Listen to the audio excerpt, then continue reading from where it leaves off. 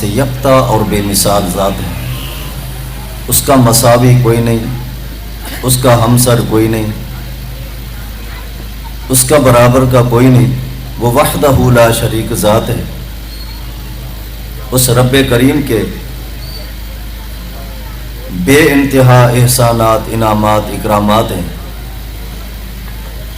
ان انعامات میں یہ بھی ایک عظیم ترین انعام ہے کہ رب العالمین نے ہمیں ایسا ضابطہ دیا ہے،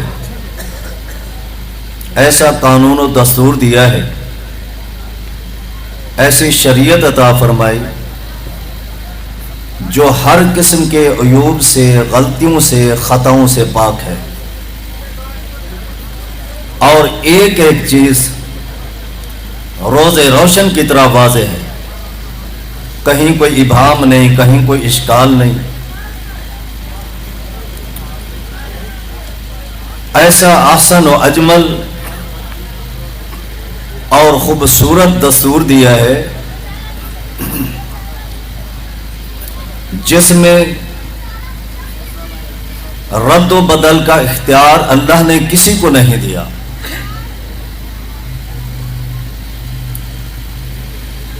تبدیلی کا اختیار اللہ نے کسی کو نہیں دیا، حتیٰ کہ کائنات کے سردار محمد الرسول اللہ صلی اللہ علیہ وسلم کے پاس مشرکین آ کر کہتے ہیں، اے محمد صلی اللہ علیہ وسلم، حالات بڑے خراب ہوتے جا رہے ہیں، نفرتیں بڑھتی جا رہی ہیں، ایک دسترخوان پر دو سگے بھائی مل کر کھانا کھانے کو تیار نہیں، ایک اسے حرام کہتا ہے، ایک اسے حلال کہتا ہے، اختلاف بڑھتے جا رہے ہیں۔ آئیے ایک ایسا لائحہ عمل تیار کرتے ہیں جس میں ہم سب کا اتفاق ہو جائے۔ ہم یہ ایک پروگرام تجویز کر کے آئے ہیں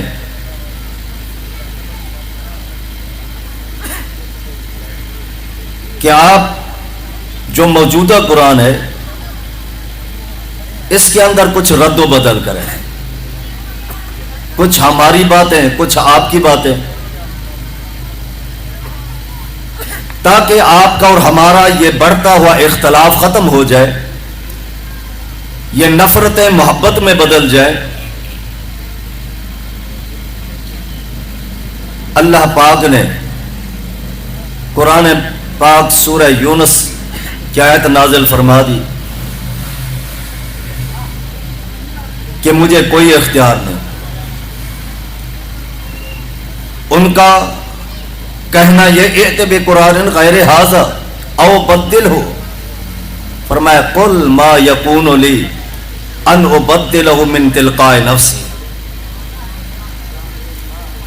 آپ تو قرآن مجید پورا بدلنے کا کہہ رہے ہیں، صورتیں بدل دوں، آیات بدل دوں، مجھے تو اتنا بھی اختیار نہیں، جہاں اللہ نے زبر لگائی ہے میں اسے زیر کر سکوں، جہاں شد لگائی ہے میں اسے مد لگا سکوں، مجھے کوئی اختیار نہیں۔ قرآن مجید کے اندر تبدیلی کا اختیار نہیں۔ قل ما یکون لی ان ابدلہ من تلقاء نفسی، ایسا واضح اور احسن اللہ رب العالمین نے ہمیں دستور دیا ہے، اس سے بڑھ کر اور کیا مثال دوں؟ محمد الرسول اللہ صلی اللہ علیہ وسلم کی اپنی چاہت ہے، آپ کی دل کی تمنا ہے، آرزو ہے کہ بیت المقدس کی بجائے بیت اللہ کی طرف منہ کر کے نماز پڑھوں، بیت اللہ کو اپنا قبلہ بناؤں، چاہتے ہوئے دل کی آرزو اور خواہش ہے، لیکن نبی علیہ الصلوۃ والسلام نے ایک نماز بھی اپنی مرضی سے بیت اللہ کی طرف منہ کر کے ادا نہیں کی. انتظار ہے کہ جب تک اللہ کی طرف سے حکم نہیں آئے گا اس وقت تک پیارے پیغمبر محمد الرسول اللہ صلی اللہ علیہ وسلم بھی چاہنے کے باوجود بھی آپ بیت اللہ کو اپنا قبلہ نہیں بنا رہے. کم و بیش 16-17 مہینے نبی علیہ الصلوۃ والسلام انتظار کرتے ہیں. بار بار آپ کی نظریں آسمان کی طرف اڑتی ہیں. کب اللہ کی طرف سے حکم ہے, کب اللہ کی طرف سے اجازت ملے کہ بیت اللہ کو اپنا قبلہ بناؤ. اللہ پاک نے سورہ بقرہ کی آیات نازل فرما دی. قد نرى تقلب وجهك في السماء فلنولينك قبلة ترضاها فول وجهك شطر المسجد الحرام. نبی علیہ الصلوۃ والسلام اس وقت تک بیت اللہ کو قبلہ نہیں بناتے, آپ نے قبلہ نہیں بنایا جب تک کہ اللہ کی طرف سے حکم نہیں آیا. کسی کو اختیار نہیں. اس لیے تو نبی علیہ الصلوۃ والسلام بار بار یہی کہتے ہیں نہیت ان اقرأ القرآن راکعا او ساجدا, مجھے منع کر دیا گیا ہے کہ رکوع کے اندر قرآن کی تلاوت نہ کروں, سجدے میں قرآن کی تلاوت نہ کروں, اللہ کی تسبیح اللہ کی تعریف کروں. قرآن پڑھنے سے مجھے روک دیا گیا. کہیں فرماتے ہیں امرت ان اسجد علی سبعۃ اعظم, مجھے حکم دے دیا گیا ہے کہ میں سجدہ کروں. اپنے ہاتھ سجدے میں کہاں رکھوں, اپنی پیشانی کیسے زمین پہ ٹکاؤں, اپنے گھٹنے زمین پر کیسے لگاؤں. یعنی نبی علیہ الصلوۃ والسلام ایک ایک اپنا عمل اللہ کے حکم سے کرتے ہیں. سجدہ حتیٰ کہ ہاتھ بھی رکھتے ہیں, اپنے گھٹنے زمین پر ٹکاتے ہیں, پیشانی زمین پر رکھتے ہیں, اسی طریقے سے جیسے بتایا اللہ رب العالمین نے. کسی کو اختیار نہیں کہ اپنی مرضی سے کوئی عمل کرے. اپنی مرضی سے عمل کرنے والا کتنا بڑے سے بڑا شخص کیوں نہ ہو, اللہ کے ہاں قبول نہیں. لقد کان لکم فی رسول اللہ اسوۃ حسنہ, اللہ نے نبی علیہ الصلوۃ والسلام کو اسوہ حسنہ بنا دیا ہے. آپ آئیڈیل ہیں, آپ نمونہ ہیں. ما آتاکم الرسول فخذوہ وما نہاکم عنہ فانتہوا, جو کچھ میرا پیغمبر دیتے جائیں لیتے جاؤ, اور جس سے میرا پیغمبر روکتا جائے رک جاؤ. اسی میں نجات اور فلاح و کامیابی ہے.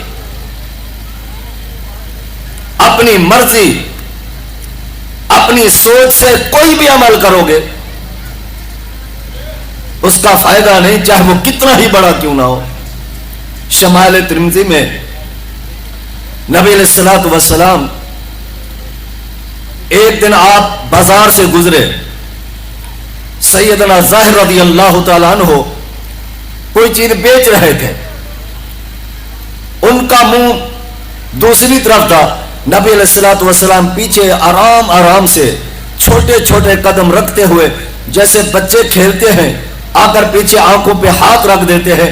نبی علیہ الصلوۃ والسلام ایسے آرام سے پیچھے سے آئے اور سیدنا ظاہر رضی اللہ تعالیٰ عنہ کے ہاتھوں پر ہاتھ رکھ کر آپ فرماتے ہیں کون؟ آپ کو پیچھے نبی علیہ الصلوۃ والسلام نے سیدنا ظاہر رضی اللہ تعالیٰ عنہ کو ایسے جھپا مار لیا. اور کتنی بڑی سعادت کی بات ہے. صحابہ تو تڑپتے تھے کہ اللہ کے نبی صلی اللہ علیہ وسلم کے جسم کے ساتھ ہمارا جسم لگ جائے. ثبات بن غزیہ جب نبی علیہ الصلوۃ والسلام اس بیماری میں جو آپ سنبھل نہ پائے اپنے خالق حقیقی سے جا ملے, فضل بن عباس رضی اللہ عنہ سے کہا فضل سدو راسی، میرے سر میں بڑی تکلیف ہے، پٹی باندھو، کپڑا باندھو۔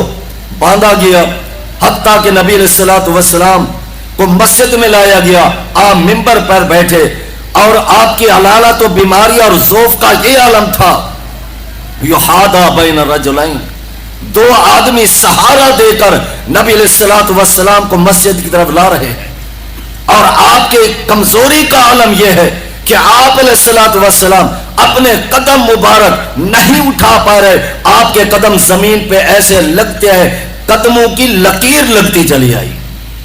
ایسی کیفیت میں نبی علیہ الصلوۃ والسلام ممبر پہ تشریف لائے اور لوگوں کی طرح مخاطب ہو کر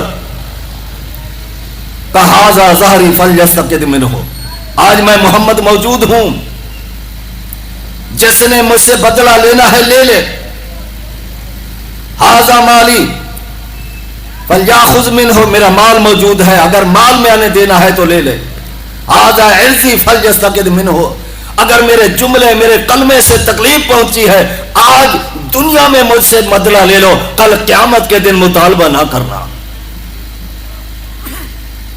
سواد بن غزیہ کڑے ہو گئے، صحابہ دیکھنے لگ گئے، حیران ہو گئے، اللہ کے نبی سے بدلہ۔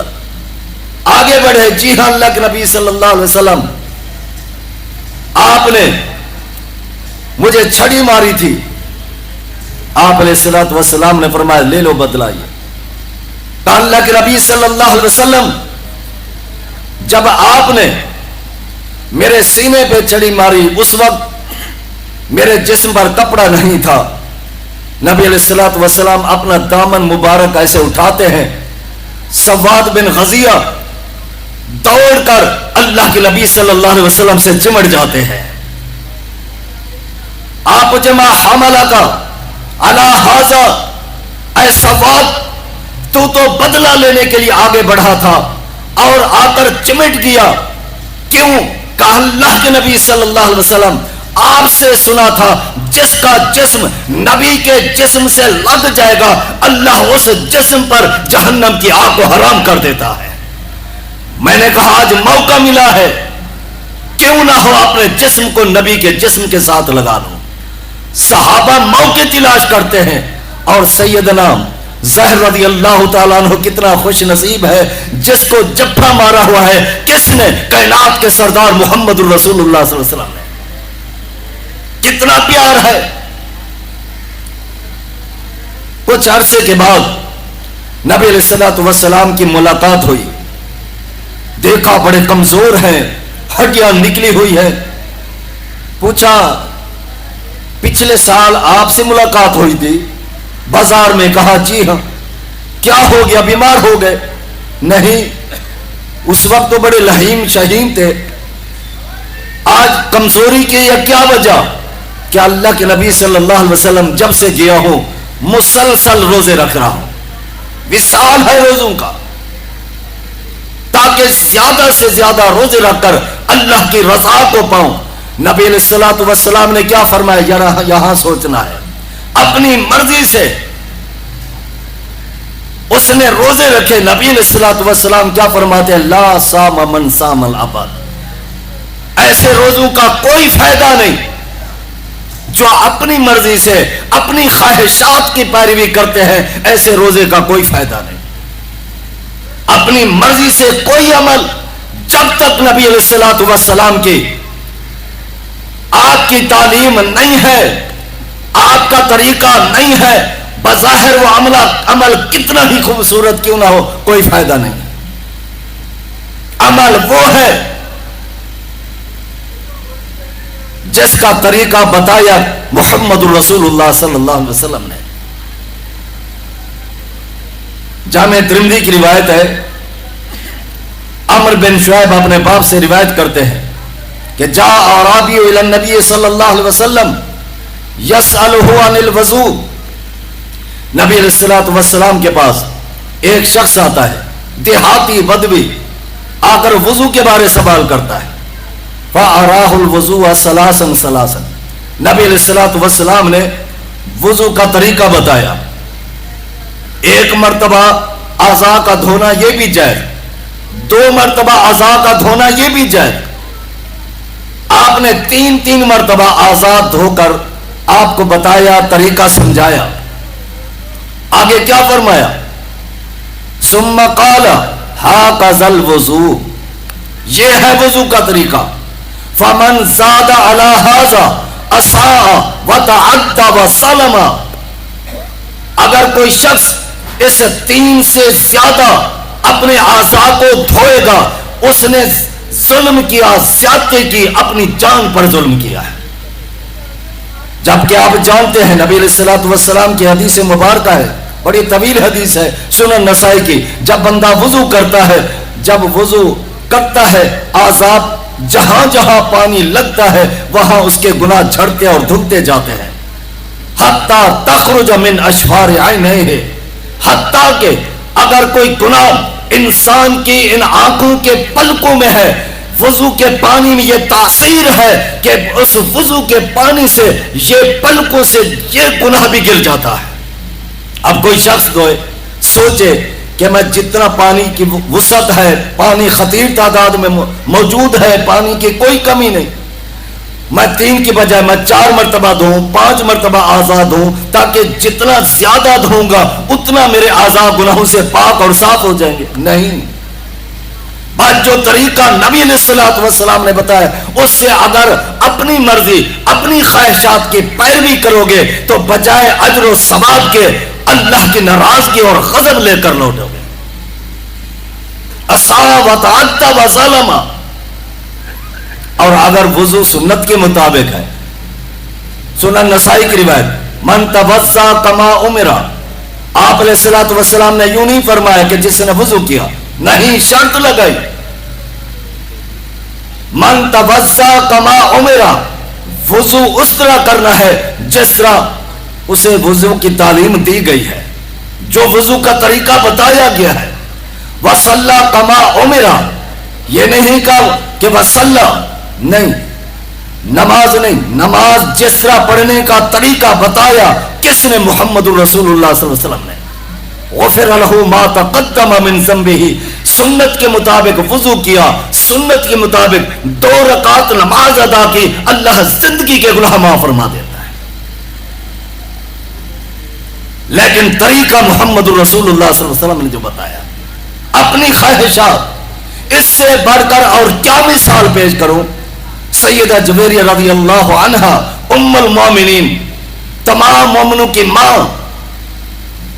صحیح بخاری کی روایت ہے، نبی علیہ الصلوۃ والسلام جمعہ کے دن ان کے گھر تشریف لائے. داخل علیہ رسول اللہ صلی اللہ علیہ وسلم یوم الجمعہ وہی صامت، روزے کی حالت میں ہے. آپ نے فرمایا اسمت ام سے، کیا کل گزشتہ روزہ رکھا تھا؟ قالت لا، کہنے لگی نہیں. اتریدین ان تصومی غدا، کیا آئندہ کا روزہ رکھنے کا پروگرام ہے؟ قالت لا، کہنے لگی نہیں، بس آج جمعہ کا دن ہے، بڑا عظیم دن ہے، بڑا مبارک دن ہے، تو سوچا آج فرصت بھی ہے، اس لیے جمعہ کی عظمت، شان، مقام کو سامنے رکھتے ہوئے میں نے روزہ رکھا ہے. آپ علیہ الصلوۃ والسلام نے فرمایا ففتری ففتری، چھوڑ دے روزہ، توڑ دے روزہ. اس روزے کا کوئی فائدہ نہیں جو خاص طور پر اپنی خواہش، اپنی چاہت سے ایک دن جمعہ کا روزہ رکھے. ہاں، ایک ترتیب میں ہے، ایام 20 ہے، آپ روزے رکھ رہے، جمعہ کا دن آ گیا، ٹھیک ہے، یا اور کوئی روزوں کی ترتیب ہے اور جمعہ کا دن آ گیا، لیکن خاص طور پہ صرف جمعہ کی تعظیم کو سامنے رکھ کے روزہ رکھنا یہ جائز نہیں ہے.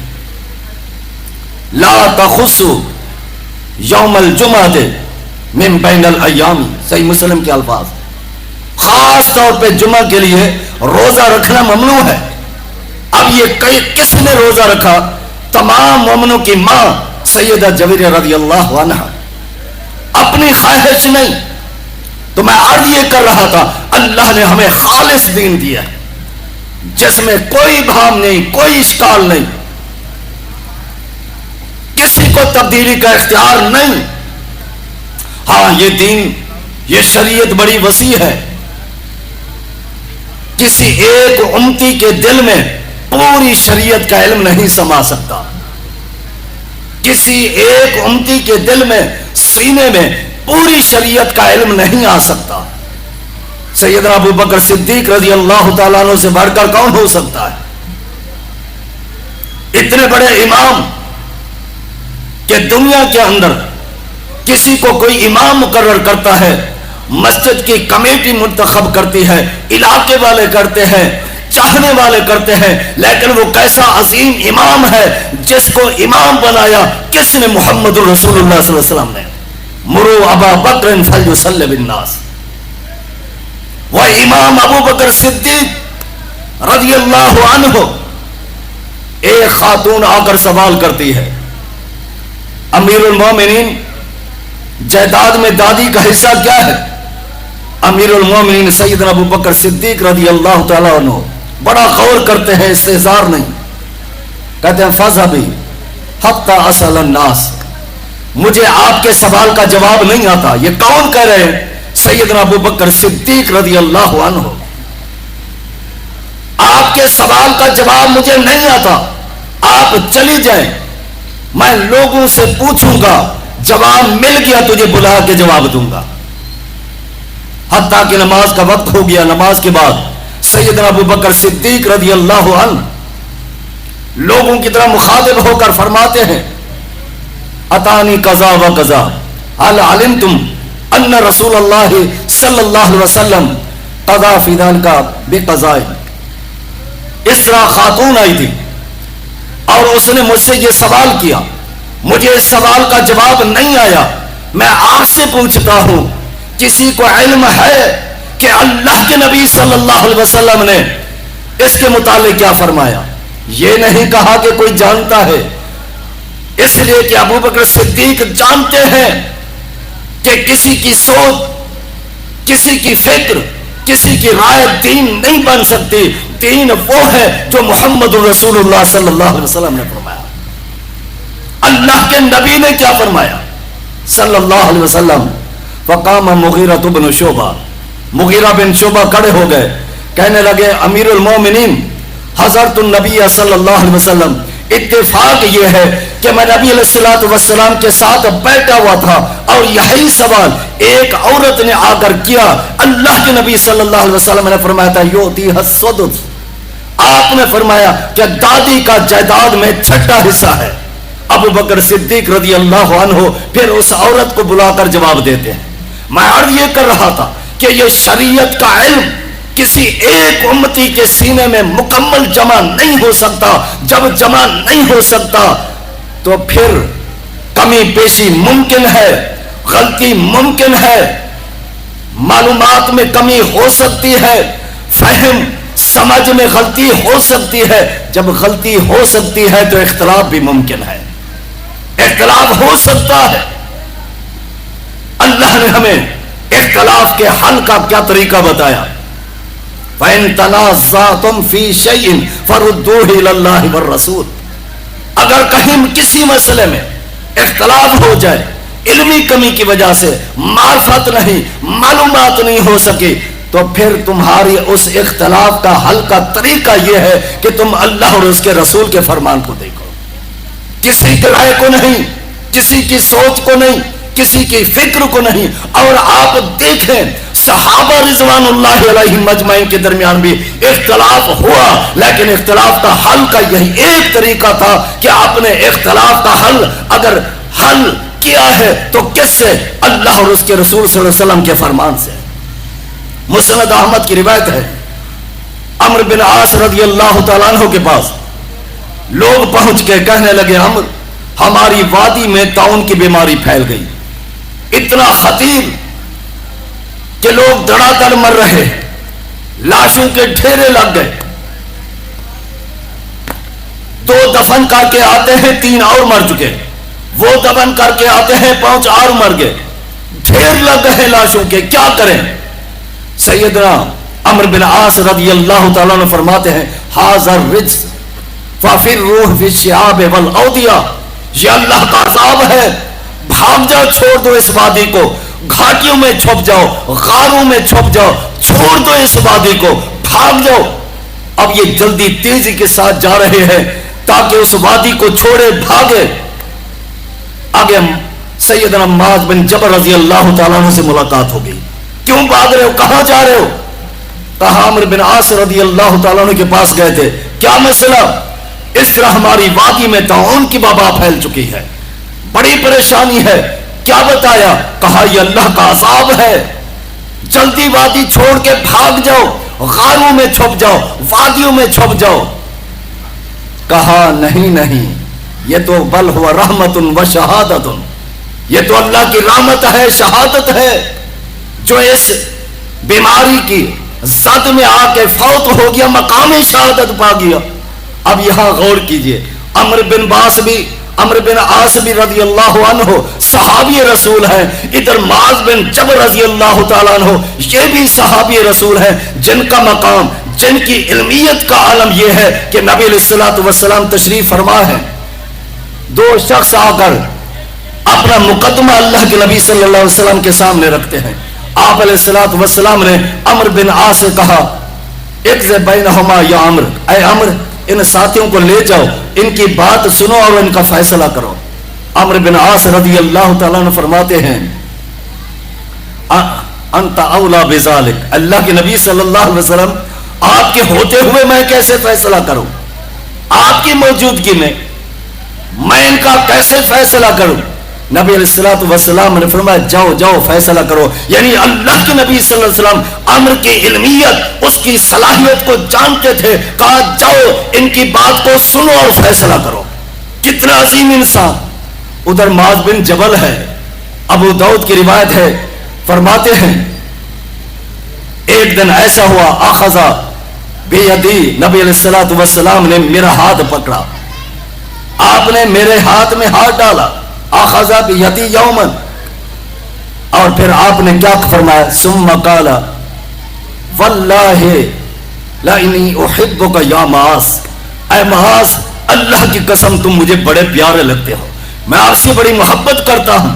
صحابہ تڑپتا تھے اللہ کے نبی کی محبت کو پانے کے لیے. کتنا خوش نصیب ہے سیدنا معاذ بن جبل رضی اللہ تعالیٰ عنہ, جن کو اللہ کے نبی فرمائے کہ میں رب کی قسم کھا کے کہتا ہوں کہ تم مجھے پیارے لگتے ہو. کتنا بڑا مقام ہے. عمرو بن عاص, ادھر معاذ بن جبل رضی اللہ تعالیٰ عنہ, عظیم صحابہ اختلاف ہو گیا. ایک کہتے ہیں کہ یہ عذاب ہے اور دوسرے کہتے ہیں نہیں یہ اللہ کی رحمت ہے. پلٹ کے گئے معاذ بن جبل رضی اللہ تعالیٰ عنہ, عمرو یہ فرماتے ہیں یہ تو اللہ کی رحمت ہے. کہا انہوں نے کیا دلیل پیش کی؟ کہا انس رضی اللہ تعالیٰ عنہ سے روایت فرماتے ہیں قال رسول اللہ صلی اللہ علیہ وسلم الطاعون شہادت لکل مسلم, طاعون کی بیماری سے جو بھی انتقال کر گیا اس کو اللہ نے مقام شہادت عطا فرما دیا. سیدنا عمرو بن عاص رضی اللہ تعالیٰ عنہ نے سنتے ہی اپنے مسئلے سے, اپنے عقیدے سے رجوع کر لیا. صحابہ کا یہ مزاج تھا, جب اللہ کے نبی صلی اللہ علیہ وسلم کی حدیث مبارک آ جاتی بس آگے پھر کوئی چون چرا نہیں ہے, کوئی بحث نہیں. سیدنا علی المرتضیٰ رضی اللہ تعالیٰ عنہ, جامع ترمذی کی روایت ہے, آپ قربانی کے ایام تھے, کچھ دنوں کے بعد تشریف لائے. سیدہ فاطمہ رضی اللہ عنہا قربانی کا بچا ہوا گوشت تیار کر کے لائی. علی مرتضیٰ رضی اللہ تعالیٰ عنہ دیکھتے ہیں, کہا یہ گوشت کہاں سے آیا؟ کہا قربانی کا. کہا یہ کیوں میں کھاؤں, یہ تو جائز نہیں ہے. نبی علیہ الصلوۃ والسلام کا فرمان مبارک ہے لا یاکل احدکم من لحم اضحیۃ فوق ثلاثۃ ایام. اللہ کے نبی صلی اللہ علیہ وسلم نے فرمایا تھا 3 دن سے زیادہ قربانی کا گوشت استعمال نہیں کر سکتے. یہ تو کئی دن گزر چکے ہیں, ابھی آپ قربانی کا گوشت لے کر آئی ہو, میں نہیں کھاؤں گا. اختلاف ہو گیا کن کا؟ علی المرتضیٰ ہے, ادھر لخت جگر ہے کس کی؟ کائنات کے سردار محمد رسول اللہ صلی اللہ علیہ وسلم کی, سیدہ فاطمہ الزہرا رضی اللہ عنہ. اختلاف. سیدہ فاطمہ رضی اللہ عنہا کیا فرماتی ہیں؟ علی جی ہاں, ابن ماجہ کی روایت پیش کی, اللہ کے نبی صلی اللہ علیہ وسلم نے فرمایا کنت نہیتکم ان لحوم الاضاحی فوق ثلاثۃ ایام فکلوا وادخروا. ابن ماجہ کی روایت. اللہ کے نبی صلی اللہ علیہ وسلم نے فرمایا کہ پہلے میں نے تمہیں منع کیا تھا، حالات بڑے تنگ تھے، اب حالات وسیع ہیں، حالات میں کوئی مشکل نہیں، اب گوشت کھا بھی سکتے ہو اور اس کو ذخیرہ کر کے رکھ بھی سکتے ہو، سال بھر استعمال کر سکتے ہو. سیدنا علی المرتضیٰ رضی اللہ تعالیٰ عنہ حدیث رسول سنتے گئے خاموش ہو گئے. کاش کہ ہمارا یہی مزاج بن جائے. اختلاف کے درمیان نفرتیں نہیں، جھگڑے نہیں، لڑائیاں نہیں، کوئی بھی مسئلہ ہو، کسی قسم کا مسئلہ ہو، اختلاف ہو تو ہم ڈھونڈے کس چیز کو. اللہ اور پیارے پیغمبر محمد رسول اللہ صلی اللہ علیہ وسلم کے فرمان، آپ کے حکم، آپ نے اس کے بارے کیا فرمایا؟ وَإِن تَنَازَعْتُمْ فِي شَيْءٍ فَرُدُّوهُ إِلَى اللَّهِ وَالرَّسُولِ. اور میں یقین سے کہتا ہوں اگر یہ ہمارا مزاج بن جائے، ہم اختلاف میں جب بھی کسی قسم کا اختلاف ہو، ہم اس کے حل کے لیے صرف ایک ہی اصول کو اپنے دل و دماغ میں بٹھا لے. وہ اصول میرا نہیں، وہ اصول میرے شیخ کا نہیں، وہ کسی خطیب وائز کا نہیں، یہ اصول بتایا ہے کائنات کے سردار محمد رسول اللہ صلی اللہ علیہ وسلم نے. معطا ترکت فیکم امرین لن تضلوا ما تمسکتم بہما کتاب اللہ و سنت رسولہ. یہ اصول اگر ہم اپنا لیں، اپنے شیخ، اپنے خطیب، اپنے مفتی، اپنے واعظ کے پاس جائیں، مسئلہ پوچھیں، لیکن شرط یہ لگائیں امام صاحب، خطیب صاحب، واعظ صاحب، شرط یہ ہے کہ مجھے اس مسئلے کا جواب دینا ہے، لیکن جواب قرآن سے دینا ہے یا محمد مصطفیٰ کے فرمان سے دینا ہے. میں کہتا ہوں یہ بڑھتی ہوئی نفرت محبت میں بدل جائے گی، یہ دوری قربت اختیار کر جائے گی، یہ انتشار، یہ اختلاف، یہ دوریاں قربت اختیار کر کے اتحاد و اتفاق پیدا ہو سکتا ہے. لیکن کب؟ اگر ہم یہی مزاج بنا لیں جو مزاج تھا صحابہ رضوان اللہ علیہم اجمعین کا. اختلاف ان کے درمیان ہوا، لیکن اس اختلاف کے حل کے لیے اللہ کا کلام اور محمد مصطفیٰ صلی اللہ علیہ وسلم کے فرمان کو لیتے تھے. اگر یہی ہمارا مزاج و ذہن بن جائے، میں کہتا ہوں یہ بڑھتی ہوئی نفرت محبت میں بدل جائے، یہ دوریاں قربت اختیار کر دیں، اختلاف، انتشار، اتحاد و اتفاق میں تبدیل ہو جائے. اللہ سے دعا ہے اللہ رب العالمین ہمارے دل و دماغ میں نبی علیہ الصلوۃ والسلام کے فرامین اور آپ علیہ الصلوۃ والسلام کی تعلیمات ہمارے دل و دماغ میں راسخ فرما دے. ہماری زندگی کی خوشیاں ہیں، غمیاں ہیں، معاملات ہیں، عبادت ہے، سیاست ہے، تمام تر زندگی کے امور عین نبی علیہ الصلوۃ والسلام کی تعلیمات میں روشنی میں گزارنے کی توفیق عطا فرمائے. وآخر دعوانا الحمدللہ.